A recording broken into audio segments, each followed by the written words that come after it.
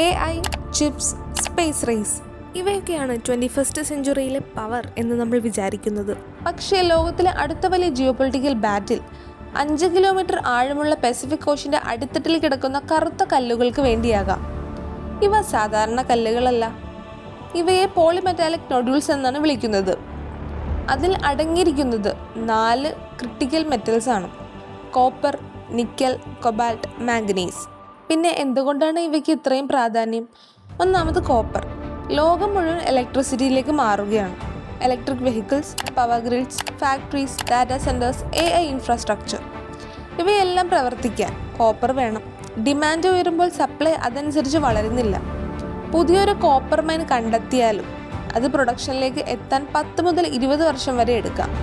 അതിനാൽ copper shortage വന്നാൽ ഗ്രിഡില്ല, പവറില്ല, data centres ഇല്ല. രണ്ടാമത് മാംഗനീസ്. മോഡേൺ സ്റ്റീൽ നിർമ്മിക്കാൻ മാംഗനീസ് വളരെ പ്രധാനമാണ്. സ്റ്റീൽ ഇല്ലെങ്കിൽ ബിൽഡിങ്സ് ഇല്ല, ബ്രിഡ്ജസ് ഇല്ല, റെയിൽവേസ് ഇല്ല, ഡിഫൻസ് ഇൻഫ്രാസ്ട്രക്ചർ ഇല്ല. മൂന്നാമത് നിക്കൽ. നിക്കൽ സ്റ്റെയിൻലെസ് സ്റ്റീലിൻ്റെ പ്രധാന ഘടകമാണ്. ഓയിൽ റിഫൈനറീസ് മുതൽ കെമിക്കൽ പ്ലാന്റ്സ് വരെ നമ്മുടെ മോഡേൺ ഇൻഡസ്ട്രിയുടെ വലിയ ഭാഗം നിക്കലിനെ ആശ്രയിക്കുന്നു. നാലാമത് കൊബാൾട്ട്. കൊബാൾട്ട് പ്രത്യേകിച്ച് ബാറ്ററീസിൻ്റെ സ്റ്റെബിലിറ്റി വർദ്ധിപ്പിക്കാൻ ഉപയോഗിക്കുന്നു.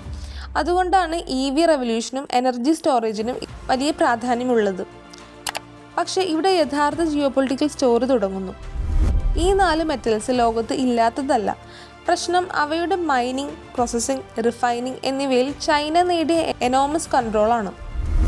കൊബാൾട്ടിൻ്റെ വലിയ ഭാഗം ലഭിക്കുന്നത് ഡെമോക്രാറ്റിക് റിപ്പബ്ലിക് ഓഫ് കോങ്കോയിൽ നിന്നാണ്. നിക്കൽ പ്രൊഡക്ഷനിൽ ഇന്തോനേഷ്യ വലിയ ശക്തിയാണ്. കോപ്പർ റിഫൈനിങ്ങിലും ചൈനയ്ക്ക് വലിയ ഡോമിനൻസ് ഉണ്ട്. മാംഗനീസിൻ്റെ പ്രധാന അലോയ്സും ചൈന വലിയ പ്രൊഡ്യൂസേഴ്സാണ്. അങ്ങനെ നോക്കുമ്പോൾ ഈ 21st സെഞ്ച്വറിയിലെ 4 ക്രിട്ടിക്കൽ മെറ്റൽസും ചൈന ഒരു വലിയ സ്ട്രാറ്റജിക് പൊസിഷൻ സ്വന്തമാക്കിയിരിക്കുകയാണ്. ഇവിടെയാണ് പസഫിക് ഓഷൻ്റെ അടിത്തട്ടിലെ ഈ കറുത്ത കല്ലുകൾ പ്രധാനമാകുന്നത്. ഹവാലിക്കും മെക്സിക്കോയ്ക്കും ഇടയിലുള്ള പസഫിക് പ്രദേശത്ത് billions of tons of polymetallic nodules ഉണ്ടെന്നാണ് കണക്കുകൾ. ഇവയിൽ കോപ്പർ, നിക്കൽ, കൊബാൾട്ട്, മാംഗനീസ് എന്നിവ വലിയ അളവിൽ അടങ്ങിയിട്ടുണ്ട്. ചില എസ്റ്റിമേറ്റ്സ് പ്രകാരം ഈ റിസോഴ്സിൻ്റെ വാല്യൂ ട്രില്യൺസ് ഓഫ് ഡോളേഴ്സ് വരെയാകാം. പക്ഷേ ഇത് എടുത്തുകൊണ്ടുപോകാൻ അത്ര എളുപ്പമല്ല. കാരണം ഡീപ് സീ മൈനിങ് ഇൻ്റർനാഷണൽ ലോയിൻ്റെ പരിധിയിലാണ്. 1982 UN convention on the law of sea പ്രകാരം നാഷണൽ ടെറിട്ടറീസിന് പുറത്തുള്ള ഡീപ് സീബെഡിനെ ഇൻ്റർനാഷണൽ റൂൾസ് നിയന്ത്രിക്കുന്നു. ഇവിടെയാണ് ചൈനയും അമേരിക്കയും തമ്മിലുള്ള പുതിയ ടെൻഷൻ തുടങ്ങുന്നത്. ചൈന ഇതിനകം തന്നെ ഇൻ്റർനാഷണൽ സീബെഡ് അതോറിറ്റിയുമായി എക്സ്പ്ലോറേഷൻ എഗ്രിമെൻറ്റ്സ് നേടിയിട്ടുണ്ട്.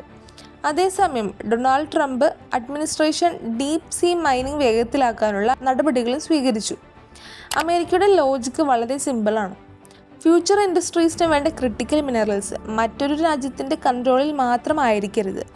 അങ്ങനെ നോക്കുമ്പോൾ ഇത് വെറും റോക്സിൻ്റെ സ്റ്റോറി മാത്രമല്ല. ഇത് economic security, technology, energy, defence, national power എല്ലാത്തിൻ്റെയും സ്റ്റോറിയാണ്. ചരിത്രം നമ്മളെ ഒരു കാര്യം പഠിപ്പിച്ചിട്ടുണ്ട്. 19ാം നൂറ്റാണ്ടിലും 20ാം നൂറ്റാണ്ടിലും ഓയിൽ, സ്റ്റീൽ പോലുള്ള റിസോഴ്സസ് രാജ്യങ്ങളുടെ പവർ നിർണ്ണയിച്ചു. പിന്നീട് യുറാനിയം ന്യൂക്ലിയർ ഏജിൻ്റെ സെൻറ്ററായി. ഇപ്പോൾ കോപ്പർ, നിക്കൽ, കൊബാൾട്ട്, മാംഗനീസ് ഇവയാണ് പുതിയ സ്ട്രാറ്റജിക് റിസോഴ്സസ് ആയി മാറിയിരിക്കുന്നത്. അടുത്ത വലിയ ജിയോപൊളിറ്റിക്കൽ ബാറ്റിൽ ഈ 5 കിലോമീറ്റർ ആഴത്തിൽ പസഫിക് ഓഷൻ്റെ ഇരുട്ടിൽ കിടക്കുന്ന ഈ കറുത്ത കല്ലുകൾക്കായിരിക്കുമോ? ഇത് ഇപ്പോൾ ഒരു റിസോഴ്സ് റേസാണ്. പക്ഷേ റിസോഴ്സ് റേസുകൾ ചിലപ്പോൾ പവർ റേസുകളായി മാറും. അതിനാൽ 20 ട്രില്യൺ എന്ന് പറയപ്പെടുന്ന ഈ ഡീപ് സീ ട്രഷർ മനുഷ്യരാശിക്ക് പുതിയ എനർജി റെവല്യൂഷൻ നൽകുമോ? അതോ പുതിയൊരു ജിയോപൊളിറ്റിക്കൽ കോൺഫ്ലിക്റ്റിൻ്റെ തുടക്കമായിരിക്കുമോ?